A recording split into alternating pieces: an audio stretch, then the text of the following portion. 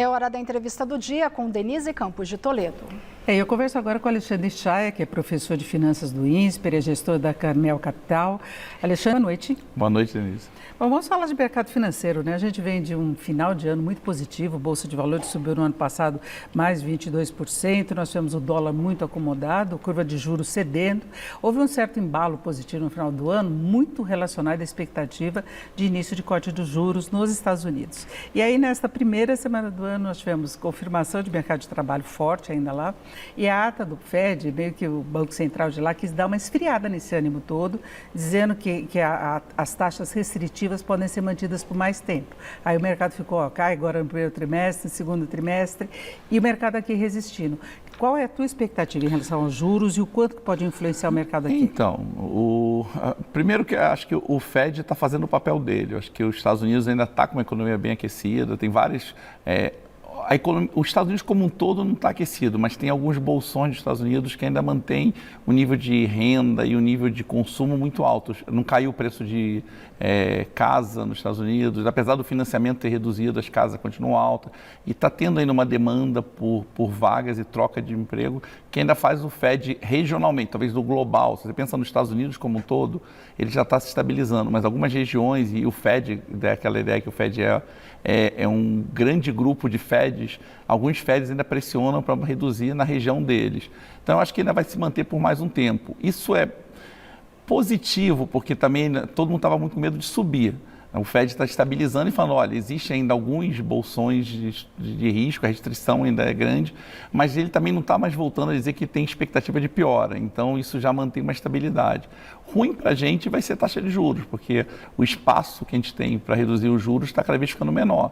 Então a tendência é os juros cair, mas ele podia cair até 9, e com os juros se mantendo em 5, nos Estados Unidos é difícil você ter uma taxa muito abaixo desse patamar. Então, o espaço de redução de juros é ruim, o que prejudica crédito no Brasil, as empresas, esse giro todo. Mas não é uma situação de recessão ou desaceleração. É uma situação de estabilidade com crescimento mediano para frente. Agora, tem uma outra questão que pesa também na definição dos juros, além do comportamento da inflação aqui no Brasil, juros nos Estados Unidos, que é a questão fiscal. E hoje nós tivemos a divulgação das contas públicas do mês de novembro do ano passado e houve uma piora importante em relação ao ano anterior.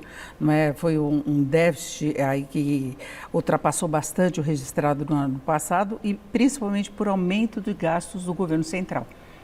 Não dos estados e municípios.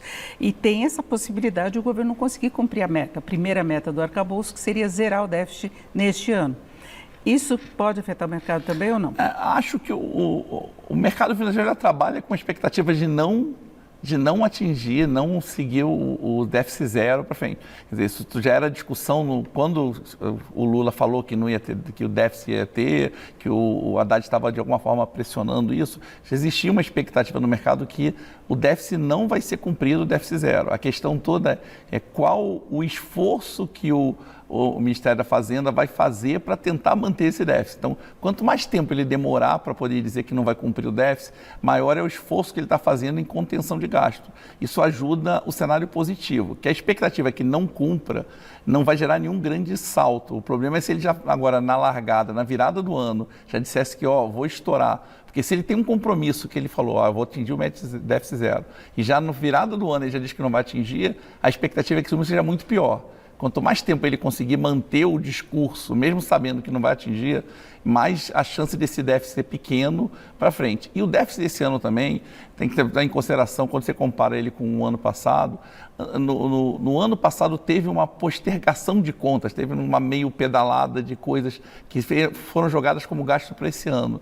Então o governo já começou o ano com uma situação de gastos que ele herdou do governo passado. De 2023, está falando, sim, né? Sim, de 22 para 23, quando estourou. Esse ano já não vai ter mais isso. Então, esse estouro maior, quando você compara com 22 foi um ano meio atípico.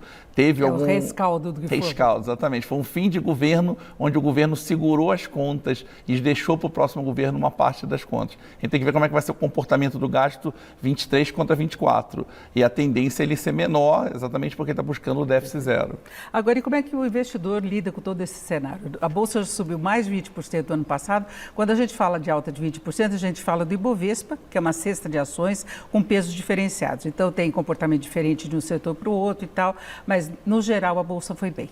Você acha que é hora de entrar, que ainda tem espaço para subir, que há ânimo em relação ao cenário econômico para isso? A primeira coisa que eu sempre falo para todo mundo é que a Bolsa é o reflexo da expectativa. Então, não existe essa de um momento certo e errado. Você tem expectativas e a expectativa técnico. Ele chegou no preço dele no momento atual. A questão é, existem possibilidades de alta e de queda.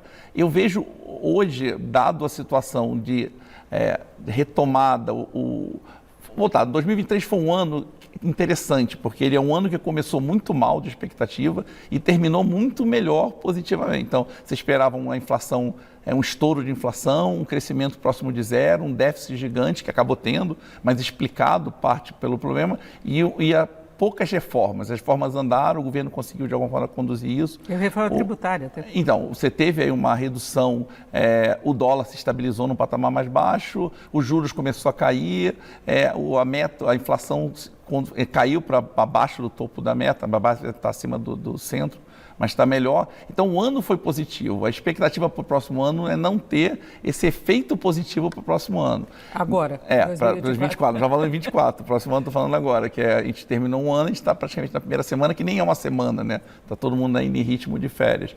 Então, eu acho que a chance de você ter um novo rally de alta, uma nova alta, ela é bem pequena. Eu não acho que a Bolsa tem um espaço para cair, até porque as expectativas mundiais, a não ser que tenha uma piora na guerra de Israel, teve uma piora na guerra da Ucrânia, uma situação, global, o cenário internacional piorar muito, a tendência é você ter um mundo andando meio de lado esse ano, esperando a sinalização do FED, do Banco Central Europeu, de quando é que ele vai começar uma redução de juros, se vai começar uma redução de juros mais agressiva.